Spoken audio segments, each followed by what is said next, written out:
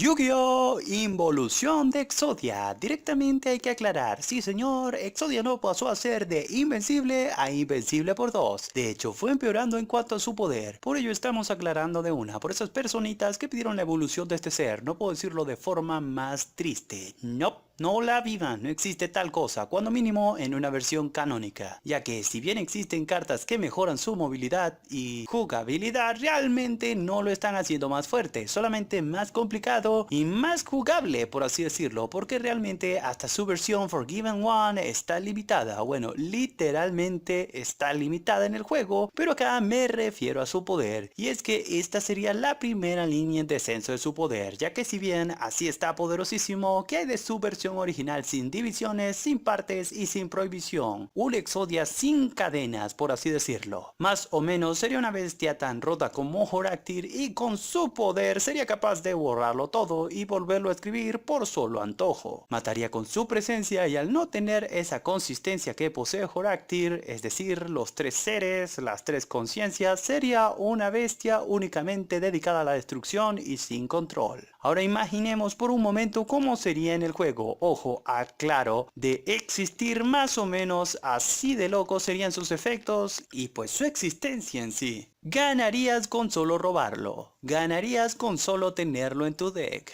Cuando tus puntos lleguen a 0 la puedes activar hasta del Seed deck si allí la tienes. Intercambia tus puntos de vidas con los de tu rival y si tu rival no está de acuerdo, este pierde. Más o menos así de exagerado sería una versión completa de Exodia, interpretada y derivada de sus versiones piezas y de sus condiciones de victoria. Realmente sería una carta bastante rota y pues nunca saldría de la banlist, eso es fijo. Aunque hay una cuestión más, si Exodia está así de roto, ¿qué hay del ser que lo selló y lo dividió? Acá fácilmente, para salir de paso, podríamos decir que fueron los dioses, pero basándonos en eso sería bastante raro, ya que estos son muchísimos más débiles que este, por lo cual directamente tendríamos que verlo de otra manera. En otras palabras, no existe Exodia sin cadenas, no existe ninguna bestia que se descontroló, no existe ningún ser tan roto que mata con solo su existencia, y acá comienza la involución barra lore, hecho con 4 días sin dormir e intentándolo grabar muchas veces porque mis vecinos son hermosos y no hacen ruido y no molestan a nadie. Hijos de... Directamente tendríamos que analizarlos. Si su existencia está tan allegada a los dioses, ¿por qué estos son tan débiles en comparación? Bueno, la resolución es simple. Estos provienen del mismo ser. Hablamos de Horáctid. Horáctid, a la hora de crearlo todo, se fue a descansar porque gastó todo su poder. Y al hacerlo, se dividió en 3 dioses. Pero previo a perder la conciencia, este redirigió gran parte de su poder en un ser. Este sería Exodia. Y le encomendó la tarea de cuidar sus partes. Lo cual justificaría porque sus efectos son más similares que los de los dioses. Lo creó a conciencia y los dioses simplemente nacieron para preservar su existencia. Años más tarde, los sucesos del anime, Exodia, el sacerdote y su gran poder, el enfrentamiento con Necrofaders y así. Tras la muerte del sacerdote y pues toda esa línea de sacerdotes y guardianes, Egipto quedó expuesto y se marcó una línea. 2 frentes competirían por el control, ya que faltaría mucho para que naciese la reencarnación de dicho sacerdote o del faraón. Entonces, la fracción Anubis, teniendo como líder un dios, conseguiría la delantera y con sus esfinges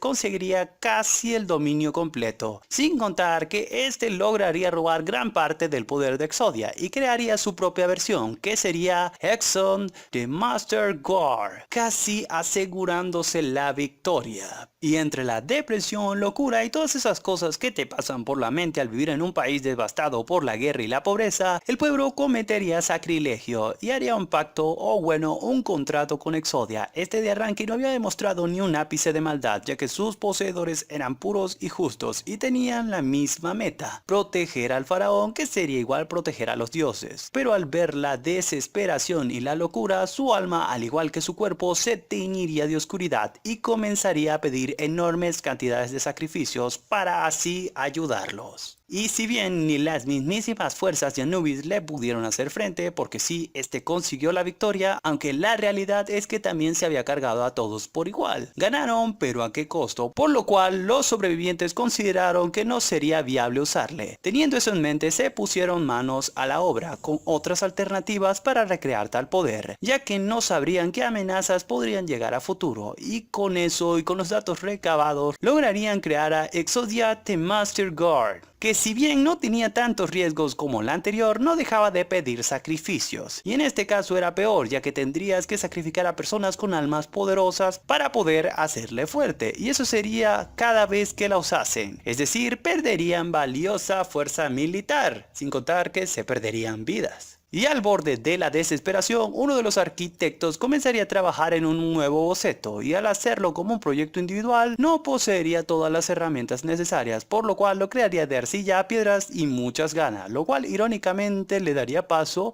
a la que sería la versión más estable de este, Exodius, ya que no pediría ningún sacrificio y directamente se nutriría de las almas de los caídos, aunque este sería el coste para ser fuerte, es decir, tenía que haber guerra y muerte. De primeras a primeras no estaba mal, pero estos tendrían que sacarle tras haber perdido mucho, y la ciencia era evitar la matanza y así. Por lo cual, los dioses conmovidos o ladillados con tanto sacrilegio les concedería un guardián definitivo, entre comillas, y este sería The Legendary Exodia Incarnate. No podía ser lo mismo que el anterior ni que los anteriores, pero sí podría protegerlos, y 5000 años en el futuro un egocéntrico dibujante conseguiría recrear al Exodio original en forma de cartas, y este buscaría la forma de ayudar al faraón, cosa que como sabemos sí se dio.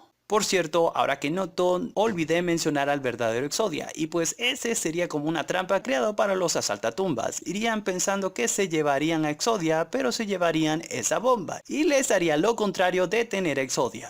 Y con esto concluimos, más o menos así iría esta línea involutiva de Horactic Exodia, a un lado los dioses, después Exodia Necros, en paralelo Exos the Master, luego al Master Guardian, luego Exodius, luego Incarnate, y en un ladito el verdadero Exodia, ya que para esta fecha conocían mejores los poderes de Exodia. Y por último a The Forgiven One, o las piezas, pues directamente reaclarando, su versión más potente y más rota siempre será la original, a menos que saquen al hipotético Exodio completo que gana hasta desde el CDD, pero con esto se justifica que no mejoró, simplemente fue empeorando o limitándose o haciéndose más lento o más jugable en varios casos, pero teniendo como meta principal aclarar que el original siempre será el más broken, por lo cual no podemos hacer ninguna evolución. Y Star or Blue, de eso será la próxima evolución. Recuerden comentar, compartir y dar like y suscribirse. Quiero ver qué tan lejos llegamos este mes. Y que Osiris, Obelisk y Ra te os bendigan. Además de Slifer Productor, se me cuidan y os quiero.